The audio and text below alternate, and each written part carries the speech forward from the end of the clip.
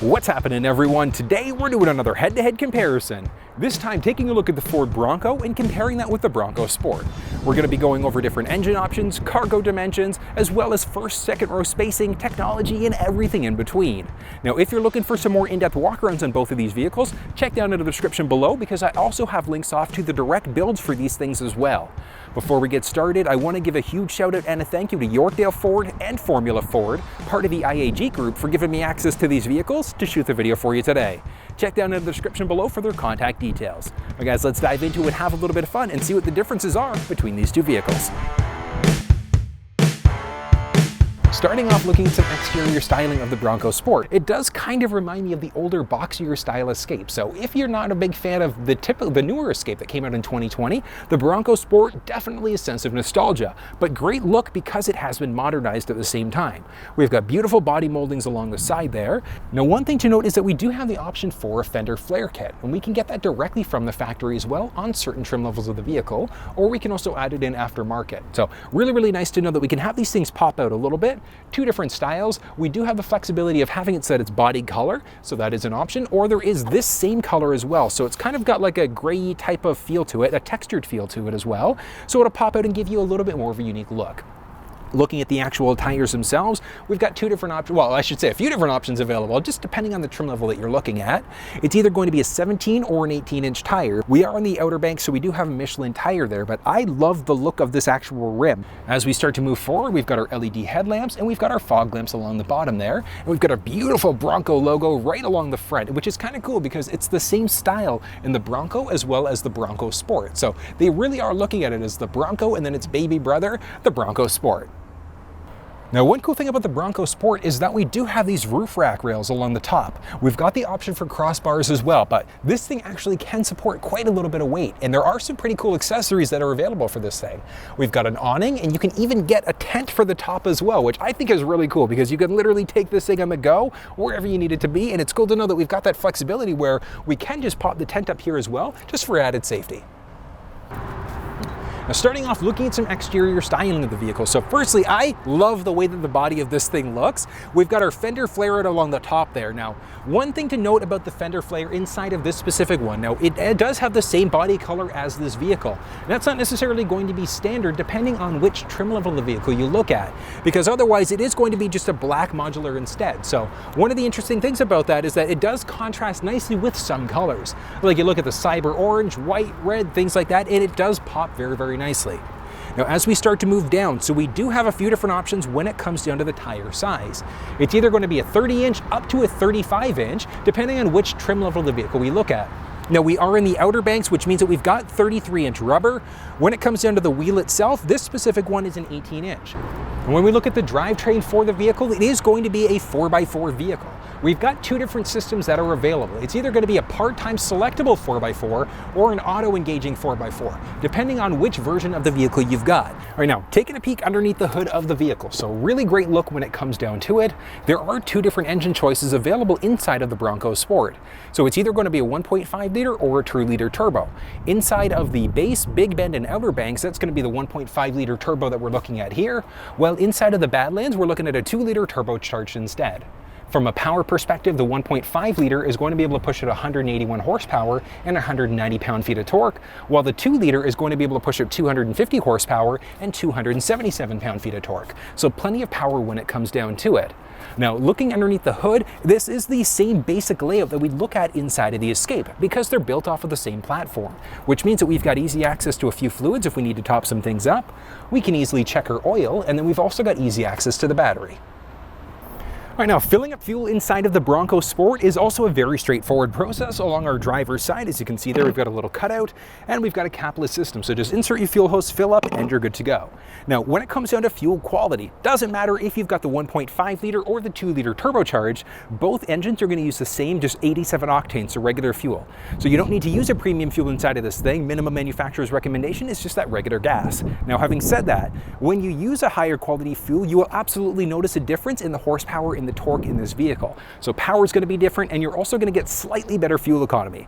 Now, because both of the engines in this vehicle are turbocharged, you're also going to want to make sure you care for them a little bit more meticulously, making sure you're changing spark plugs and things like that a little bit more frequently. All right, now taking a peek underneath the hood of the vehicle. So this specific engine that we're looking at is the 2.7 liter EcoBoost, so the turbocharged engine, absolutely beautiful. You're gonna find this engine in a few different Ford vehicles and Lincoln vehicles as well. But looking at the Bronco, it does have two available engine choices. It's either going to be a 2.3 liter turbo or this 2.7 liter.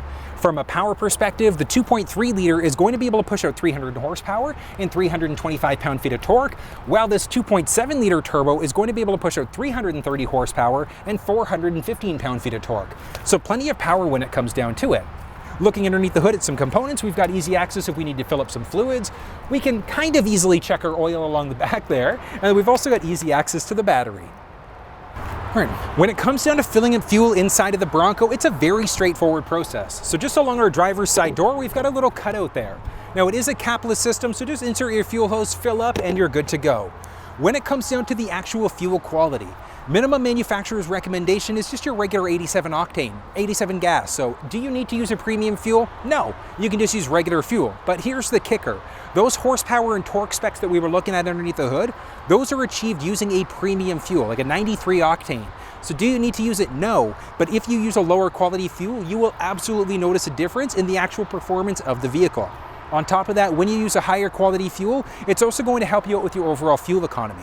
Now, both of these engines are turbocharged, the 2.3 and the 2.7 liter. So I definitely recommend ideally an 89 octane. If you can afford the higher octane, that 91, definitely recommend that 91 instead, because you will absolutely notice a huge difference.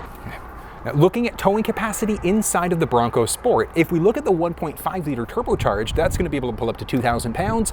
And then inside of the 2 liter turbo, that's going to be able to pull up to 2,200 pounds instead. So you've got a little bit of flexibility when it comes down to it. Now, one thing that's actually kind of cool about the trailer tow package, well, actually two things. The first one is that if you get the tow package from the factory, you actually get a full-size spare tire, which I think is kind of an interesting choice on Ford's part, but it is what it is. If you want a full-size spare, you have to get the tow package. And on top of that, we also do have our trailer sway control.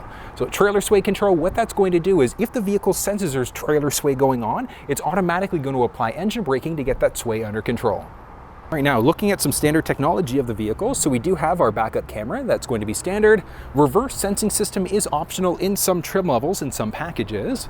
We've got our blind spot system, so this lets us know if anybody does enter the blind spot on either side of the vehicle. And then we've also got our lane keeping system, so lane keeping and lane centering. Now, one thing to note, this is the Outer Banks version of the vehicle. When we get into the Badlands, we are also going to have a front-facing camera. So it's a front-facing camera. It's really, really nice because if we're going off-roading, we've got a little bit more flexibility there. Now, that's one thing to note. It's a 180 camera, not a full 360, but it is nice to know that we've got that option in that higher trim. We're now taking a peek at the key fob of the vehicle. So great look when it comes down to it. We've got our Bronco logo along the back. In the front, we've got our unlock and our lock button, our remote start, trunk release, as well as our horn or our panic alarm button. And then we've also got our emergency access key, so we'd get access to the vehicle if our key fobs ever died on us, if we want to lock a few things as well.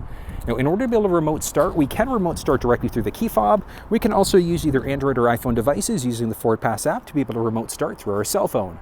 Remote starting through the key fob is pretty straightforward. We're going to press that lock button once, circle button twice. As you can see there, remote start is activated. To cancel a remote start, we just press that circle button once. So we press the circle button and remote start is now canceled. Now, getting inside of the trunk of the vehicle is also very straightforward. We've got a button on the key fob that we can use, but that's just going to unlock it. So once it's unlocked, what do? We've got two different options. So along the left-hand side, we've got a glass lock, so we can open up the glass by itself. So really, really nice look. We need to slide in some lumber, things like that, very straightforward. And then we've also got the option just for the door. So we're gonna press that left button there, and we're just gonna slide this thing up. Really, really nice look. Let's have a peek at the cargo dimensions. So cargo dimensions showing up on the vehicle there. So as you can see, plenty of width, depth, and height. Now there are two different measurements that I'm using as well. First measurement is going to be for the actual lip. So the loading area from the very bottom to the very top of the lip itself. If we move in a tiny little bit, we're going from the second measurement on the bottom of the actual tray into the very top. So we can get a couple extra inches. But the reason why I've got it separate is because if you've got a big box, you may not be able to load this thing up. So versus if you're stacking boxes, a little bit easier. And now folding the seats down, very straightforward. So along the driver passenger side in that second row, there's a little button along the actual headrest. We're just gonna press that, and then there's a button along the very side. We're just gonna push that button in and fold the seats down simply. Let's have a peek at those cargo dimensions. So as you can see, with that second row folded down, we get a lot more depth to the vehicle. Now, one thing to note, we do have a little bit of a lip there as well, so you might just be able to make it out, but there is a little bit of a lip. Now, one of the nice things with this actual cargo protector, we can take this and we can actually slide it up if we want to give ourselves a little bit more of a flatter back. When we use that option, it's going to take a couple extra inches away, but if we need something flatter, we've got that flexibility. All right, now taking a look inside of the back of the vehicle. So along the left-hand side, we do have a button there. We can press that in order to be able to turn on the lights that are literally just above us on that liftgate. So really nice, you're doing work later on at night, we can adjust these things as well, which is really, really cool. Along the right-hand side, we've got a 12-volt power point, so we can plug some things in if we need to. We've got a little light with our Bronco logo back there. Now, this cover, we can actually fully remove it if we want to. We've got a mini spare tire, and when we get the package, so when we get the trailer tow package, we will get a full-size spare tire as well. But pulling this tray out, we've got a little bit of storage space along the left and the right side. Not a ton of space, but just a bit. And then our jack is just underneath that spare tire, and that's going to be the same whether we get the mini or the full-size spare. But I do love the fact that inside of this rubberized tray, we can slide it out to a couple different levels if we want to. The big part, just to be able to get it flatter with that second row, so if we need to slide a different box inside, we've got the flexibility to be able to do that. And then just along the side there, we do have a bottle opener, which is a nice touch. As we start to move to the back of the vehicle, so as you can see there, we do have our LED tail lamps, and that's going to be standard regardless of the trim level you're looking at. Now, as you can see there, this one does have a single tow hook in the back. It's also got 2 tow hooks in the front. Now, depending on the trim level of the vehicle you're looking at, you might have 4 tow hooks, 2 in the front, 2 in the back, again, depending on the trim level you're looking at, but great look when it comes down to it. Now, a couple things to point out about this thing as well. So as you can see, we do have our full-size spare tire mounted onto the back, and we've also got our backup camera that's positioned just inside of that back part of the tire as well. So very, very smart there. Now, this specific one also does have the tow package directly from the factory. The towing capacity, we're looking at a 3,500 pound towing capacity, and that's going to be regardless of whether we have the 2.3 or the 2.7 liter turbocharged engine. Right now, looking at some standard technology in the vehicle. So as you can see there, we do have our backup camera, and it is mounted nicely inside of that rear tire. So I love that fact. But down, as you can see there, we do have that reverse sensing system. Those reverse sensors are not going to be standard. We do have the blind spot system, so lets us know if anybody's entered the blind spot on either side of the vehicle. Now this one also does have the lane keeping system, so lane keeping and lane centering. Now on top of that, because of the high package that we've got here, this thing also does have the forward sensing system, so we can make out those forward sensors there, and then it also does have the front facing camera. So that front facing camera is going to be paired with that reverse camera, as well as our side view mounted mirrors, cameras as well, in order to give us a full 360 view. So it's a full 360 view, which is great. Right now, taking a peek at the key fob of the vehicle. So we've got our Bronco logo along the back there. The front of the fob, we've got our unlock and our lock button, remote start, our horn or a panic alarm button, as well as our emergency access key. So we're going to use this key if we ever want to lock the center armrest, the glove box, things like that. Click it in order to lock it back into place there. Now, one thing to note, this is the 10-speed automatic transmission, which is why we've got the remote start. If we had that 7-speed manual, we would not have the remote start for obvious reasons. But in order to be able to remote start this thing, you press that lock button once and the circle button twice. So as you can see there, vehicle's remote started. To cancel, we just press that circle button once. Remote start is canceled. But we do have the option, as I mentioned, we can go through the Forward Pass app as well if we want to be able to remote start directly through our cell phone instead. Now, in order to be able to get into the trunk of the vehicle, it is very straightforward. So as you can see there, we may have intelligent access depending on which trim level of the vehicle you're looking at. This specific one does. So we just crank this thing open. Beautiful look when it comes down to it. Now, this specific one is the modular hardtop. When we look at the soft top, we don't have the option of lifting this thing up, unfortunately. Like, it can crank up a tiny little bit, but not much. So if you're gonna be regularly storing larger things, definitely recommend look at that modular hardtop instead. It does give you a quieter ride because of that sound dampening system that's going to be included in this thing as well. But beautiful look when it comes down to it. Let's have a peek inside. All right, so looking at the cargo dimensions for the vehicle, so as you can see, plenty of width, depth, and height when it comes down to it. Now, height, there are 2 different measurements, and that's based off of where I'm measuring. Because if we look, I've got 2 different measurements. The first one is going to be from the lip on the very bottom to that lip at the very top. So we've got that single loading area. Now on top of that, we can go a little bit further inside, and we've got a couple extra inches to the roof. So 2 different measurements there. The big reason why I've got the difference is because if you've got a giant box that's a little bit higher, you're not gonna be able to shove it in. But if you've got a couple boxes and you're stacking some things, you'll be able to do that instead. All right, now look at the difference in the cargo dimensions when we have that second row folded down. So we have a lot more depth when it comes down to it, but one thing to think about is that inside of the back here, there also is a little lip. So if you're storing boxes and things like that, just knowing that you're going to lose a couple inches in the back there just because of that lip as you're loading. Now, as we start to move inside the vehicle, so a few things to point out. So along our left side, we've got a tiny little storage space along the side there on the left. Along the right-hand side, same thing. So a little bit of storage there. Moving up, we've got our Bronco logo just right along the side, and we've also got a 12-volt power point. But we do have our tie downs in the back there as well, and there are 4 individual tie downs. Now, lifting up this little thing in the back, as you can see there, we do have our jack as well as our spigot, which we're going to use that spigot if we ever need to use a jerry can to fill this thing up. And then we've also got a tiny little storage area there as well.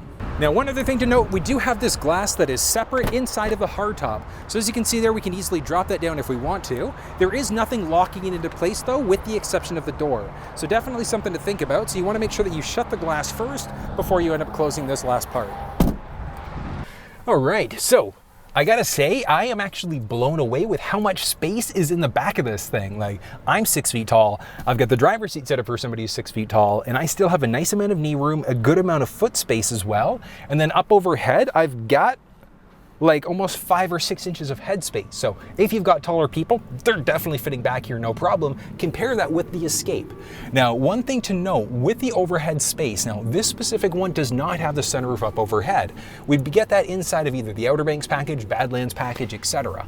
But if we got that roof, that would literally just take a little bit of space away from the driver passenger for that first row. Second row is not going to affect the space whatsoever. So just knowing that if you went for one of those other packages, you will not lose any headspace in the back here, which is good to know.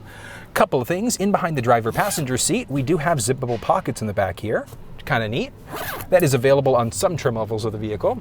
And then as we move to the back seat, so we do have a few cup holders here as well. So we pull the tab down, a few cup holders there, click it, lock it back into place. And then looking behind the actual armrest, so behind the driver passenger armrest there, moving down, we've got basics for vent control. And then we've also got a 150 watt power point, so a traditional wall outlet back here as well. So if we need to plug some things in, we can, with some caveats. Because it's not like we're gonna be plugging in a mini fridge back here, but if you wanted to plug in a laptop, you could absolutely do that. Now, when it comes into the actual seats themselves, we've got a few different options for the seats inside of the Bronco. So we're looking at cloth seats, we're looking at ActiveX seating material, which is a synthetic leather. We've also got the option for a full leather seat as well. So what seat you get is ultimately going to depend on which trim level of the vehicle you go with and which package options you've gone with as well. All right, so second row spacing inside of this vehicle. So I'm 6 feet tall. I got the driver set up for somebody 6 feet tall, and I still have a nice amount of knee room, great amount of foot room, and up overhead, I've got about 3.5, maybe 4 inches of head space. So if you're a little bit taller, you can definitely get some people back here, which is nice. And that's without the roof off even, which is kind of cool. Now, one thing to note, these seats are literally locked into place. So there's no reclining them whatsoever. They're locked into place, all right? So something to think about there. But overall, this thing is very, very comfortable. We've got our pillar assist handle there, which is great. Behind the driver passenger side, we also have a few pockets there as well. Now, as we start to move down, so looking at the armrest for the driver, the front seat there, just in behind, we also can control our windows there, so we can easily roll those up or down a tiny little bit more. We also do have a few USB ports. So we've got our USB as well as our USB-C, and then there also is a 150 watt power point in the back there as well. When it comes into the seats, these things are surprisingly comfortable, and this is just going to be the base cloth seat. We've got cloth seats, vinyl seats, a few different options that are available. Again, just depending on which trim level of the vehicle you're looking at, but it is very, very comfortable when it comes down to it. Now, taking a peek along our driver's side door. So along the side, as you can see there, we do have a 5-digit number that we can use in order to gain access to the vehicle. We can press the bottom 2 in order to be able to lock the door as well. Taking a peek at the actual driver's door handle, we've got intelligent access, so we can push there in order to be able to lock, and we can slide our hands in behind in order to be able to unlock the door as well. As we start to hop inside, so we've got our basics, so we can unlock and lock our door. We can figure out what's going on with our side view mirrors, windows up and down. Along the side, as you can see, we also do have a little bit of storage space, and that's the same for the driver and the passenger side.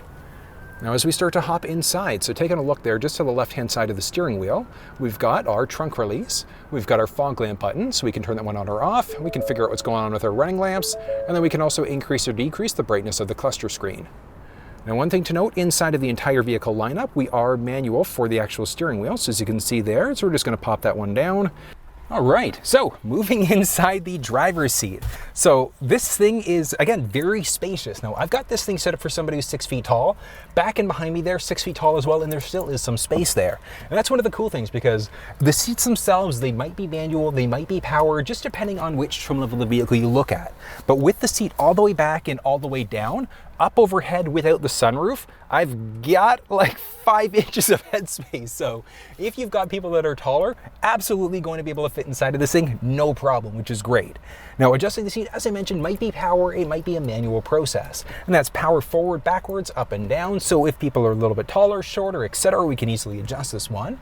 We've got another one to be able to adjust our backrest. And then we've also got another little button for our lumbar support. It's two-way lumbar support as well, but we do have that flexibility if we need a little bit of extra stability for a lower back.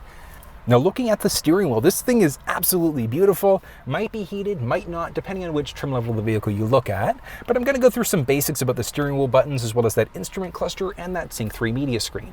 If you're looking for more of a longer walk around, wanting to learn exactly what's going on with the different features of both, check down in the description below, because I've put together a comprehensive video on how these things work. But really straightforward there, we are push button start in the majority of trim levels. Like when we get into the base trim level, it still is just a regular key fob, but when we get into the Big Bend, the Outer Banks, and the Badlands, it's going to be push button start. So definitely something to think about there. Now, looking at the actual steering wheel buttons themselves, this specific one has the Copilot 360 Assist Plus package. What that means is that we've got adaptive cruise control. Now, adaptive cruise is essentially your set and forget it cruise control. You set it at 100, car in front of you slows down, yours is automatically going to brake. They pick up speed or get out of the way, yours will resume your set speed again. So that is a system I absolutely love and literally cannot stop talking about. If you're not a fan of cruise, once you use the adaptive cruise and really understand its capabilities, it's amazing. But if you don't have that package in your vehicle for the adaptive cruise, we're going to at least have regular cruise control. Your choice whether you use that or not, obviously. But we've got our distance indicator, so how close or how far are we away from the vehicle that's in front of us. We've got a little bit of flexibility. We've also got a lane centering system. So the lane centering system is essentially the lane keeping system on steroids, because we've got a lane keeping system that we can turn that one on or off by pressing the tip of the left stick on the actual steering wheel. But what's going on with the centering is actually, it takes it to the next level. So the lane keeping system works one of 3 different ways. Way number 1, if you start to veer over into a lane, we're going to get a little bit of a steering wheel shake, almost as if we're running over rumble pavement. Way number 2 is it's actually going to gently nudge us back into our lane. And way number 3, it'll do a mixture of both. So steering wheel shake and nudge us back into our lane. But lane centering takes it to the next level, and it's literally going to keep us balanced in our lanes as we go. So it's not fully self-driving, because we technically do need to keep our hands on the wheel. We're going to get a message on the screen if we take our hands off the wheel as we're using that system. And it's kind of nice to know that this is where the technology is going, because if we look at things like the F-150 and the Mach-E, it does have that Blue Cruise feature. So it is going to be cool to see if they do get the Blue Cruise feature inside of this one in the next model year or 2. But it is a cool feature. Now looking on the right-hand side, we've got a few other options there. We can change between songs, radio stations, answer or hang up on a phone call. We've got the basics of going through our instrument cluster screen, and then we've also got a voice command prompt. So voice command prompt, when we have the enhanced ability, gives us the flexibility to be able to change radio stations, make phone calls, we can navigate using our voice. And that's one of the cool things, because part of that 360 Assist Plus package means that we've got factory navigation. But if yours doesn't have factory navigation, don't worry about it, because inside of this Sync 3 media screen, we do have the flexibility of using Android Auto and Apple CarPlay. We have to physically be connected wired, but we do have that flexibility, so we can use Apple Maps, Google Maps, Waze directly through this middle screen, which I think is a phenomenal feature. But looking back out at the steering wheel, left stick, we've got a button, as I mentioned, on the very tip of the stick in order to be able to turn the lane keeping system on or off.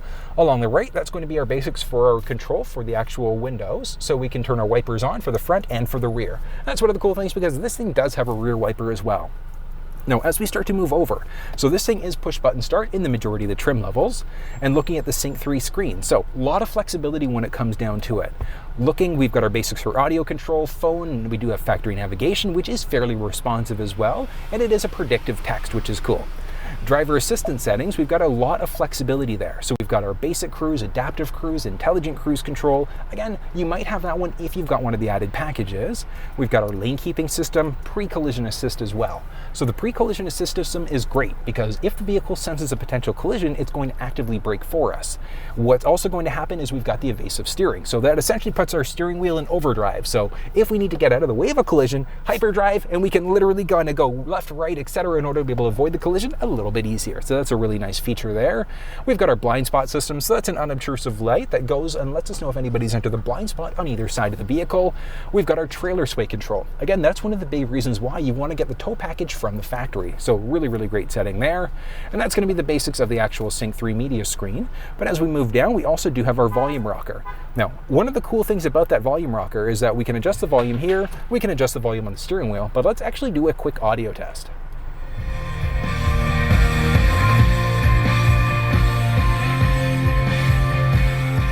All right, so the audio in this thing is actually pretty good. So 6-speaker audio system inside of the base versions of the vehicle. When we get into that Outer Banks package as well as the Badlands, that's when we get an upgraded Bang & Olufsen. So a 10-speaker audio system sounds absolutely incredible. Very, very different than the way that this thing sounds, but we've got some flexibility whether we want that one or not. We've got our auto start stop button, and that's the one that's potentially going to kill power to the engine if we're stopped for an extended period of time. Moving down a bit more, we can change between songs radio stations, and we can also either turn this thing onto a calming screen, we can turn it off completely, or we can bring it back to life again. We do have the flexibility of tuning using the rocker there if we wanted to. We can also tune using our voice if we wanted to go that route, and then we can also do a direct tune inside of the audio tab. Moving down a bit more, we've got a nice little storage tray, and then we might have dual zone climate control depending on which trim level of the vehicle we're looking at. Outside of that, we've got our basics for our climate settings, and then we've got heated seats in there as well. Heated seats, heated steering wheel available in some trim levels of the vehicle. As we start to move down, we also do have our USB port, so to USB as well as our USB-C, as well as a traditional 12-volt port as well. Now, when we get into certain packages, we may have wireless charging. If we have wireless charging, just going to be on the left-hand side there, but it is nice to know that we can wirelessly charge our phone if we wanted to. Down a little bit more, we've got a few cup holders that do feature ambient lighting, and we've also got our shifter knob. Now, the shifter is a rotary dial, so it takes a little bit of getting used to, but once you get the hang of it, if you've never been in a Ford vehicle or a vehicle with that rotary dial, a little bit of getting used to, but it's easy enough. But it's cool because we've got our park reverse neutral drive and then our low gear. We've got an electronic parking brake as well, so we're going to pull that up in order to be able to turn the brake on. We're going to hit the brake and push down to turn it off. And we've also got an auto hold setting. So the auto hold setting is a neat one because if we're stopped for an extended period of time, well, I guess if we come to a complete stop, we take our foot off the brake and it's literally going to hold the car in place. So really smart technology there. Moving down a little bit more, we've got a series of GOAT modes, and those are the go over anything mode. So we've got our sand, normal, eco, sport, as well as our slippery. Now that's going to be the standard in the majority of the vehicle lineup. When we get into the Badlands version of the vehicle, we're also going to have a mud ruts as well as a rock crawl mode. Each mode is going to do something different to the vehicle. Like when we're in that slippery mode, it's going to change out the traction control and the stability control system, and it's going to do the same thing for the other drive modes as well. So it's nice to know we've got a different mode depending on what we're doing in the vehicle. And that's where what you do with the vehicle and what we're planning on doing with the vehicle is going to dictate which trim level of the vehicle you look at. If you're just looking for something to get you A to B, occasionally going off-roading, looking at the Outer Banks or the Big Bend is a good option. If you're going more off-roading, so you're a heavy outdoors person, you love going outside, you're always on trails and things like that, I definitely recommend looking at the Badlands. Couple different reasons. We've got those extra drive modes, which is great. We've got that larger 2-liter engine, which is also great. But on top of that, we also have bash plates underneath the vehicle. So really, really nice to know that we've got the underside of the vehicle protected if we're going to be potentially hitting rocks and stumps and things like that as well. So definitely something to think about there. But really, really nice when it comes down to it. Down a little bit more, we do have our armrest with a few more power points, so another USB as well as another USB-C. Up overhead, we've got an auto-dimming rear view mirror, standard in some trim levels of the vehicle. We've got our basics for our cabin control lighting, and then we've also got our sunglasses holder. Now, one thing to note, as I mentioned, this specific one does not have the sunroof, but if we had that one as an option, we would have the option of manually opening it up if we wanted to, at least the shade, and then we'd have our basic control buttons along the top as well. Now, taking a look, we do have our visor, and the visor does have a vanity mirror, and it's got lights as well. We can extend this thing out, and we can move this thing out a little bit more if we need to block some sun as well, which is really, really nice. Now, taking a peek at the driver's side door, so we do have intelligent access, so we can lock by pressing the button on the outside there. We can slide our hand in order to be able to unlock as well. Now, hopping inside the driver's seat, so as we can see there, we do have our unlock and our lock button. We've got our handle, and then we've got our rugged button for the actual physical lock itself. Moving down, we've got another little handle there, and we've also got a pocket along the side to store some things. As we hop inside, so we do have a handle there, which I love the ruggedness of this thing. I absolutely love it. It's so nice. We've got a fan on the inside there. Moving down a tiny little bit, we can figure out what's going on with our running lamps, increase or decrease the brightness of the instrument cluster, and then we've also got our zone lighting, so we can turn those lights on or off if we want to. We've got an electronic parking brake, and one thing to note, we will have an electronic parking brake, whether we're looking at the 10-speed or the 7-speed, and we've also got our hood latch there as well. Now, one thing to note, with the seat, it's literally down all the way, and with it all the way back, like, this is actually kind of ridiculous. Like, I've got a boatload of leg room. Up overhead, I've got like literally almost 5 inches, almost 6 inches of headspace up overhead. So if you're taller, you are absolutely going to be able to get inside of this thing. Like, I'm 6 feet tall and I can comfortably get inside this thing.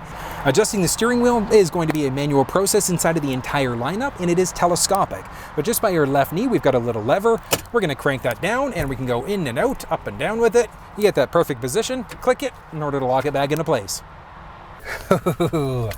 All right, so I gotta say, first impressions of this thing, absolutely beautiful. Like, I love the look of the Bronco. This thing is absolutely incredible, especially when we get that hardtop roof instead. I think it looks absolutely sharp, but matter of personal preference. So diving into some of the features. Now, what I'm gonna say is this is just gonna be a basic look at the steering wheel as well as that instrument cluster screen and that Sync 4 media screen. If you're looking for more of an in-depth walk around, check that in the description below, because I've put together a comprehensive video on how the steering wheel buttons and instrument cluster work, as well as that Sync 4 media screen. But let's look at some of the basics. So starting off with the actual steering wheel itself. So this specific vehicle does have the adaptive cruise control system. So we've got buttons there for the adaptive cruise. We can figure out how close or how far we are away from the vehicle that's in front of us. We've also got a lane centering system, which is literally going to keep us in our lane as well as we go. Off to the right-hand side, we can answer or hang up on a phone call, change between songs or radio stations, and then we've got our basic back buttons as well. So now, because of the packages that this thing has, it's got the Sync 4A system, which has enhanced voice assistant as well. So we can do things like change songs, radio stations, make phone calls using our voice. We've also got flexibility so the vehicle can listen for wake words. So I want you to listen to something for a second. Okay, Ford. 94.9. So it's changed stations for us. So we don't actually have to press the voice command prompt on the steering wheel. We can literally say those wake words, and we can set the wake word up as well directly through this middle screen. So a lot of flexibility when it comes down to it. Now, when it comes to the actual turning stick, there is only one inside of the Bronco. That's going to be for our turning. Obviously, for our signals, we can flash our high beams, lock them out. We've got the option of turning on our rear wiper as well. Now, that rear wiper is going to be standard when we get this hard top. You get the soft top, you're definitely not getting a rear wiper inside of that thing. Literally just vinyl windows for the back. All right, so definitely something to think about there.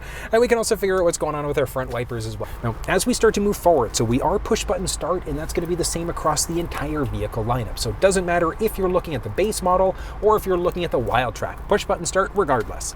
We do have our volume rocker. We've got our tuning rocker, so we can tune that way. We can press the direct tune on the actual cluster or the actual Sync 4 screen, or we can just use our voice on the steering wheel there as well. So a lot of flexibility when it comes down to it. We've also got a 360 camera, so we can press that button for a front view, front partial view, and a front 180 degree view. We've got our engine start stop button, and that's the one that's going to kill power potentially the engine when we're stopped for an extended period of time. We've also got our reverse sensing system that we can turn on or off. Down below, we do have dual zone climate control available in some trim levels of the vehicle. We've got our basics for our climate control as well, and this specific one, because of the packages it has, also has the heated steering wheel and the heated seats. Moving down a tiny little bit more, we do have a little cover there, which is going to reveal a few USB ports. So we've got our USB as well as our USB-C, and there also is a wireless charging pad.